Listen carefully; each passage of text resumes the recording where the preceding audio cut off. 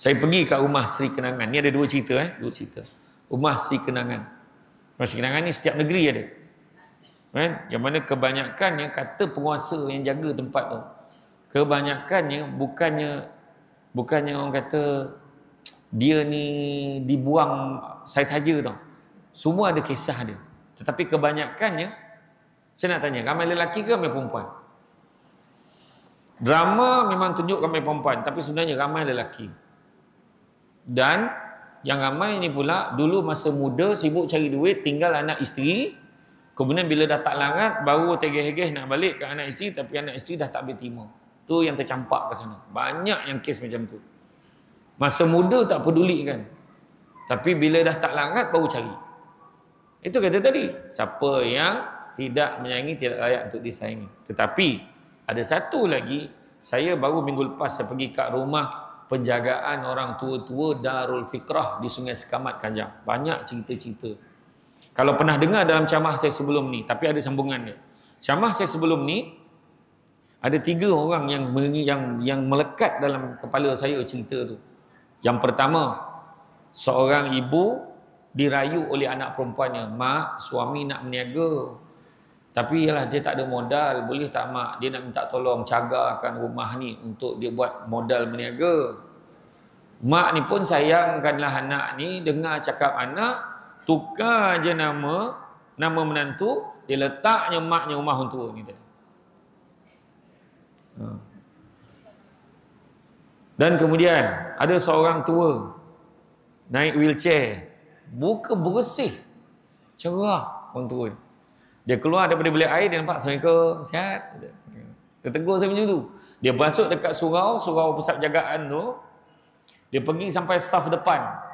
Maknanya dia dah ready, dah nak sembahyang Zuhur. Macam tu dia pandang depan. Lepas tu saya tanyalah, arwah, nama dia arwah Haji Azmi. Arwah Haji Azmi ni meninggal masa Covid. Sekarang anak dia yang jaga Darul Fikrah ni. Dia kata apa? Dia kata yang tua tu, yang dekat wheelchair tu, bekas imam sebuah masjid daerah di negeri Melaka. 7 orang anak beritahu tak ada masa nak jaga ayah. Letak kat situ. Ni bukan kata cerita saya buat-buat ni. Saya terkejut, saya ingat drama. Ada satu lagi. Hantar mak kat rumah orang tua ni. Dia kata, "Mak dah 3 hari ke? 3 hari, 5 hari saya dah, nanti saya jemput mak." Lepas pada tu, berbulan-bulan setiap hari mak dia kemah barang, tak jemput. Kemah barang, tak jemput-jemput. Kemah barang, tak jemput. Tengok alamat, tengok nombor telefon, tipu. Tak dapat dikesan. Itu cerita yang saya cerita sebelum ni. Sambungannya bila saya dapat minggu lepas, saya tanya apa perkembangan dia orang. Yang seorang tu, yang kemah barang hari-hari tu, sudahnya jumpa alamat anak dia.